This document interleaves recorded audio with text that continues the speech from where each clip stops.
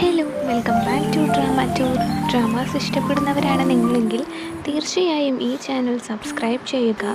ഒഫീലിയയുടെ blind ഡേറ്റും കുട്ടികളും സിയും ഒന്നിച്ച് കുള്ളമാക്കി കൊടുക്കുന്ന സീനിലാണ് ഈ എപ്പിസോഡ് ആരംഭിക്കുന്നത്. അപ്പോൾ നമുക്കിനി കഥ തുടങ്ങിയാലോ? അതിനു മുന്നേ ഈ ചാനലിലെ വീഡിയോസ് ആദ്യമായി കാണുന്നവരാണ് നിങ്ങളെങ്കിൽ ഈ ചാനൽ ഒന്ന് സബ്സ്ക്രൈബും കൂടെ ചെയ്തേക്കണേ. ഇതുപോലെയുള്ള ഡ്രാമാസിൻ്റെ വീഡിയോസ് അതിൻ്റെ ലിങ്കും ഞാൻ ഓൾറെഡി ഡിസ്ക്രിപ്ഷൻ ബോക്സിൽ പ്ലേലിസ്റ്റ് ആയിട്ട് കൊടുത്തിട്ടുണ്ട്. കാണാത്തവർ അതൊന്ന് കണ്ടു നോക്കി വീഡിയോസ് ഇഷ്ടപ്പെടുകയാണെന്നുണ്ടെങ്കിൽ ലൈക്ക് ചെയ്യാനും ഷെയർ ചെയ്യാനും ചാനൽ ഒന്ന് സബ്സ്ക്രൈബ് ചെയ്യാനും മറക്കല്ലേ. അപ്പോൾ നമുക്കിനി കഥ തുടങ്ങിയാലോ? ബാത്റൂമിൽ നിന്ന് വന്ന അമ്മ മകനെയും തിരഞ്ഞങ്ങനെ നിൽപ്പാണ്. ഡേറ്റ് കുളമായെന്ന് അവർ ഫോൺ വഴി അറിയുന്നുമുണ്ട്. കുട്ടികൾ ചെയ്തതിന് ഒഫീലിയ ലിയോൺസിയോട് ക്ഷമ ചോദിപ്പിക്കുന്നു അവരെ കൊണ്ട്.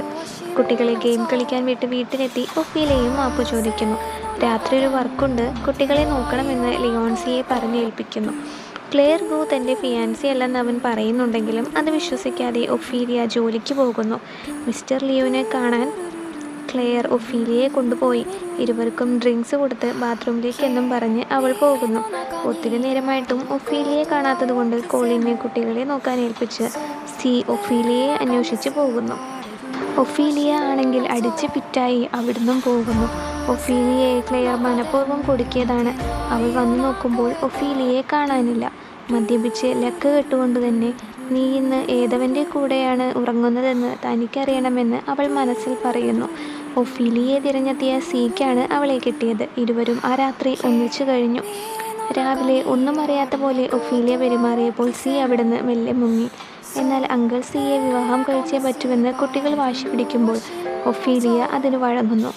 കോളിനോട് പറഞ്ഞ് മിസ്റ്റർ ലിയുവുമായുള്ള എല്ലാ കോൺട്രാക്റ്റും അവസാനിപ്പിച്ചിരിക്കുകയാണ് സി. ഓഫീസിൽ വെച്ച് ക്ലെയറും ഒഫീലിയയും തമ്മിൽ പ്രശ്നമുണ്ടാകുമ്പോൾ സി ഇടപെട്ട് പരിഹരിക്കുന്നതിനോടൊപ്പം തന്നെ ക്ലെയറുമായുള്ള എല്ലാ ബന്ധവും അയാൾ അവസാനിപ്പിക്കുന്നു. കുട്ടികളുമായി മാളിൽ എത്തിയ ഒഫീലിയ മിസ്റ്റർ ലൂനെ കണ്ടെങ്കിലും തിരിച്ചറിഞ്ഞില്ല. അവളുടെ ഓർമ്മശക്തി നഷ്ടപ്പെട്ടത് അയാൾക്ക് മനസ്സിലായി.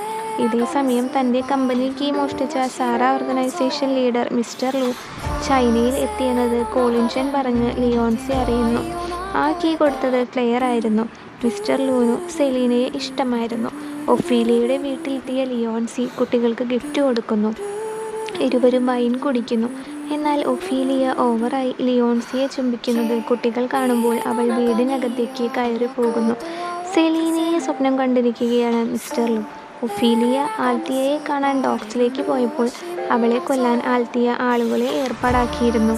എന്നാൽ തന്ത്രപൂർവ്വം ഒഫീലിയ രക്ഷപ്പെട്ട് എത്തിയത് അവളെ കാണാഞ്ഞപ്പോൾ തിരഞ്ഞു വന്ന ലിയോൺസിയുടെ അടുത്തേക്കാണ്. വീണ്ടും സെലീനയുമായി താരതമ്യം ചെയ്തപ്പോൾ ദേഷ്യപ്പെട്ട് ഒഫീലിയ അവിടുന്നും പോകുന്നു. ഇതെല്ലാം കണ്ട് ക്ലെയർ നിൽപ്പുണ്ടായിരുന്നു. വീട്ടിലെത്തിയ അവൾക്ക് ലിയോൺസിയെ കിട്ടാത്തതിനാൽ ഭ്രാന്താകുന്നു. സത്യങ്ങൾ അറിയാൻ തായ്ലൻഡിലേക്ക് പോവുകയാണ് സിയും കോളിനും.